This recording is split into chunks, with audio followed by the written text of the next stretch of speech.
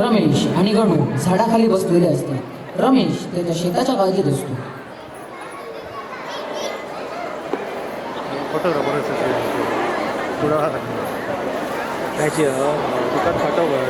गण्या बघ रे, पिकं मग शेत कोरडी पडलीये, विहिरींना पाणी नाहीये रे, आणि सगळं विस्कळीत झालेलं आहे. हे वर्ष खूपच खडतर गेलं रे. होय रे, तू बरोबर म्हणत आहेस. अरे माझ्या घरात तर चहा पण मिळत नाही. त्या एका चहाच्या घोटासाठी किती आसुतला आहे मी. नुसती गंमत नको रे, काहीतरी करी भानगड आहे. एवढं पाणी होतं ते गेलं कुठे? पाणी नाही, पण या राजकारणी लोकांची वचने मात्र पुरासारखी वाहून गेली. तू बरोबर बोलत आहेस. आता या सगळ्या समस्यांवर काहीतरी उपाय काढायलाच हवा. मी भाऊसाहेबांशी बोलून बघतो. जर काही काम होत असेल तर ठीक, नाहीतर सरळ आपण लक्ष्मण साहेबांना निवडून आणूया. लक्ष्मण साहेब कोणते? अरे ते नवीन उमेदवार आहेत सरपंच पदासाठी. ते आपलं काम नक्कीच करतील. होय होय, ते करतील. हो.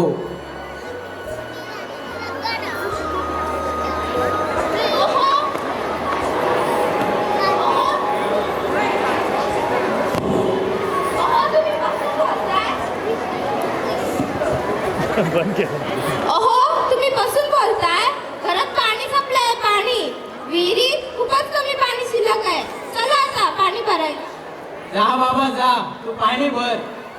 हो हो निघतोच. पण आपण तेवढ्या पाणी त्या निवडणुकीत वापरूया का? ते उमेदवार आहे त्याचं तोंड धुवायला काही कामच करत नाही. होय, तेच करू आपण. चल निघतो मी. तू येतोस का माझ्या बरोबर? अरे पाणी भरायला. नाही नाही, मी चालतो माझ्या घरी. हो हो, तुलाही कामं असतील ना. चल.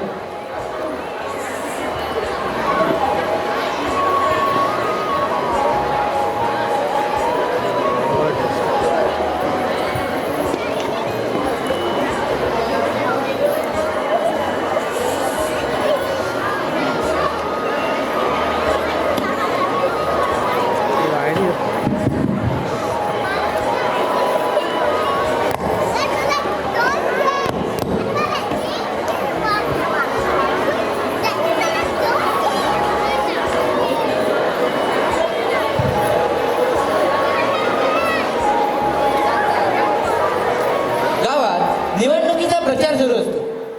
भाऊसाहेब प्रचार करत असतात.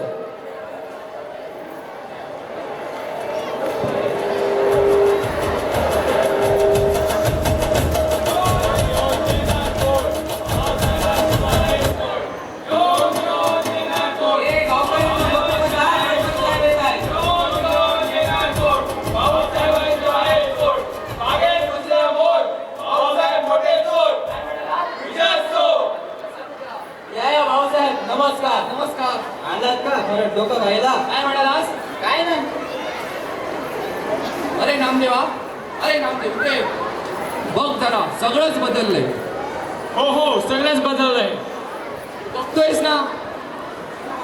अरे माझ्या प्रिय गावकऱ्यांनो, मी गेल्या 5 वर्षात तुमच्यासाठी व माझ्या गावासाठी एवढे काम केले की आपलं गाव जगाच्या नकाशावर चमकतं.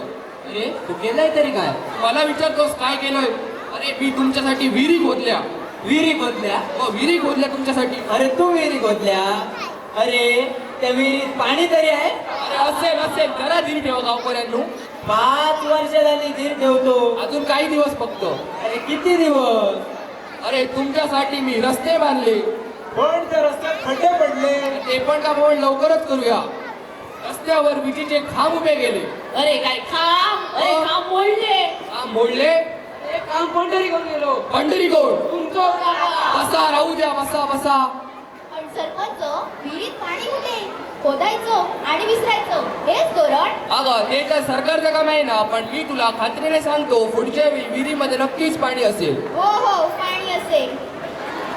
हो हो, माझ्यावर विश्वास ठेव तू. तेवढंच. हो सरपंच. हा बोल रे. पुढच्या वेळेस तुम्ही चहा आणा आणि आम्ही सगळे पाणी बघतो. काय म्हणालास? मस्करी करते का माझी?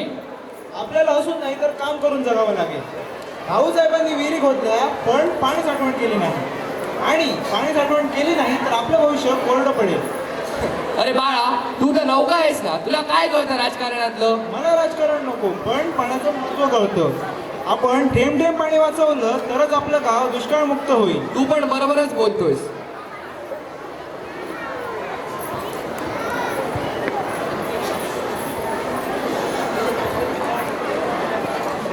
जोशी सर मुलांना शिकवत असतात. रमेशचा मुलगा आणि काही मुले येथे उपस्थित असतात.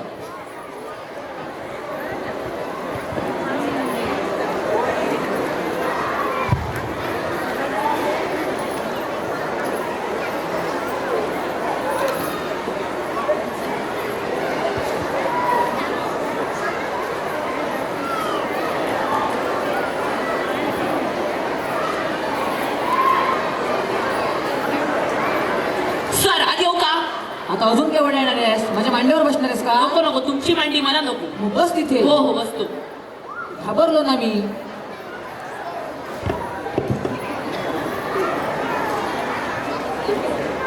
सर आज येऊ का? आलास? हो. बस.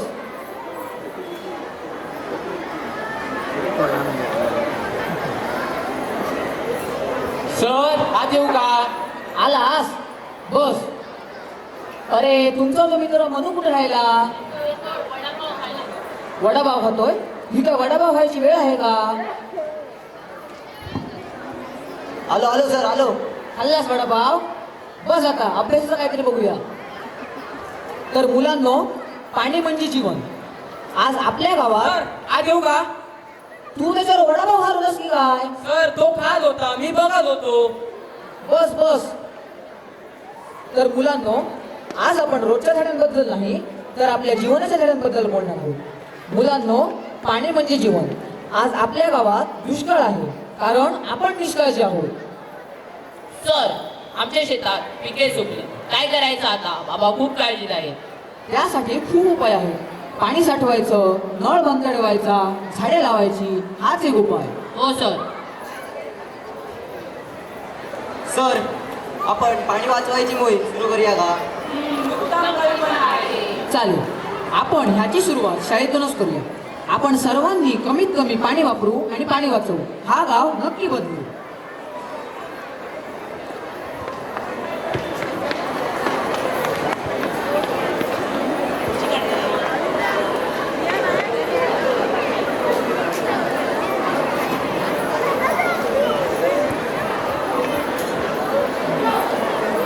रमेश झोपलेला असतो.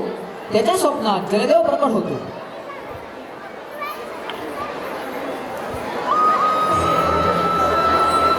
रमेश, हे रमेश, उठ, मी आलोय. कोण रे तू? देव दिसतोयस का दूर? तो पाण्याचा देव, जलदेव. देवा, तू इथे का आला? आमची काही चूक झाली का? विहिरीत पाणी नाही कारण तुम्ही माझी किंमत नाही केली. देवा, आम्हाला माफ कर. आम्ही सुधारू. पण सांग आता काय करायचं आम्ही? थेंब थेंब साठवा, लोकांना जागा कर. पाणी एक वरदान आहे असं समज. हो देवा, आम्ही नक्कीच सुधारू. आम्हाला माफ कर. तथास्तु.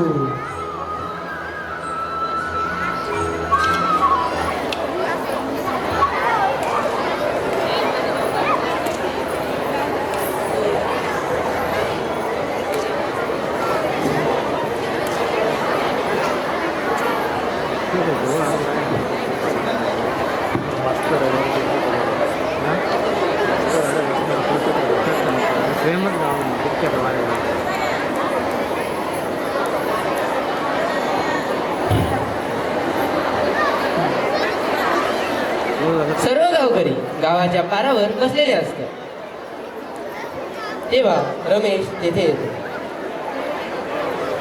अरे मित्रांनो, काल माझ्या स्वप्नात ना जलदेव आला होता. अरे हो, जलदेव आला होता. त्याने मला सांगितलं की आपणच जबाबदार आहोत या पूर्ण कोरड्या जमिनीची. ही पूर्ण पृथ्वी आपल्यामुळेच खराब होत आहे.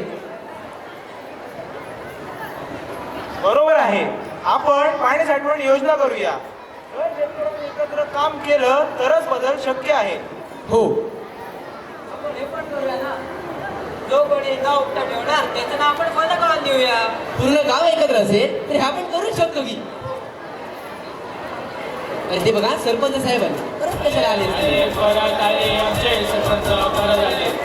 आले आले परत आले आपले सरपंच परत आले. आले आले परत आले आपले सरपंच परत आले. या भाऊसाहेब नमस्कार. नमस्कार नमस्कार. मी अरे माझ्या गावकऱ्यांची क्षमा मागायला आलो. रमेशा मला माफ कर. पण का सरपंच? आपण निवडणूक जिंकलो नाही तरी चालेल, पण आपण गाव जिंकूया, पाणी वाचवूया. हो पूर्ण गाव एकत्र आहे आणि तुम्ही पण. मग आपण हे करूच शकतो की. हो निश्चित. फक्त सरकार एकत्र असायला हवं.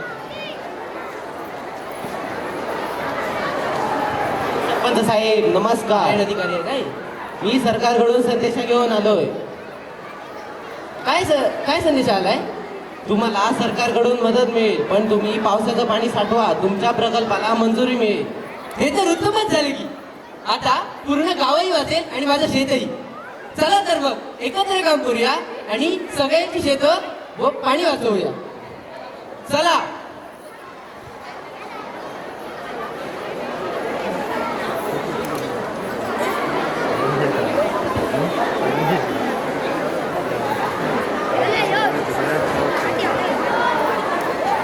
सगळेजण एकत्र पावसाची वाट बघत उभे असतात.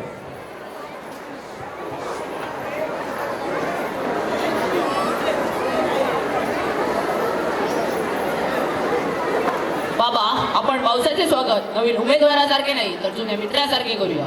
हो हो त्याचे स्वागत आपण नक्कीच करूया. तर तयार आहात का तुम्ही सगळे? आणि तुम्ही सर्वही?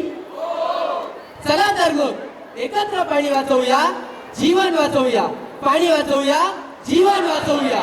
धन्यवाद.